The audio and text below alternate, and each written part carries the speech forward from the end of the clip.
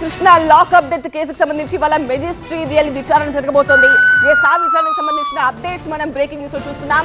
ఎన్టీఆర్ జిల్లా sub collector office లో ఈ ఎంక్వైరీ జరుగుతోంది. కలెక్టర్ లక్ష్మీ షా ఆదేశాలతో విచారణ చేపట్టారు ఆర్డీఓ. సాయి కేసుకు సంబంధించి వివరాలు తెలిపిన వారు ఎవరైనా ఉంటే ఉదయం 11 గంటలకు సబ్ కలెక్టర్ కార్యాలయానికి వచ్చి సాక్ష్యం ఇవ్వచ్చు అని చెప్పారు.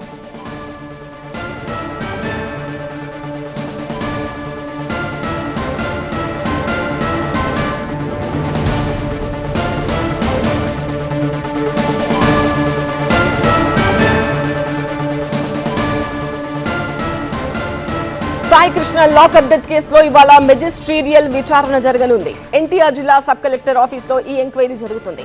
కలెక్టర్ లక్ష్మీ షా ఆదేశాలతో విచారణ చేపట్టారు ఆర్డీఓ. సాయి కేసుకు సంబంధించి వివరాలు తెలిసిన వారు ఎవరైనా ఉంటే ఉదయం 11 గంటలకు సబ్ కలెక్టర్ కార్యాలయానికి వచ్చి సాక్ష్యం ఇవ్వొచ్చని చెప్పారు. మరోవైపు సాయి కృష్ణ లాకప్ డెత్ కేసులో దర్యాప్తులో సిట్ అధికారులు సంచలన విషయాలను కోర్టు దృష్టికి తెచ్చారు. సిఐ నాగరాజు కస్టడీ కోరుతూ దాఖలు చేసిన పిటిషన్లో షాకింగ్ అంశాలు ప్రస్తావించారు. పోలీస్ స్టేషన్లో పలు అనుమానాస్పద మరకలను గుర్తించినట్టు వెల్లడించారు. దర్యాప్తులో భాగంగా ఒక లాఠీపై కీలక మరకలు లభించాయని, వీటన్నింటికి మించి స్టేషన్ టెర్రస్ పై ఎముకలు, కాలిన బూడిదను స్వాధీనం చేసుకున్నట్టు సిట్ తెలిపింది.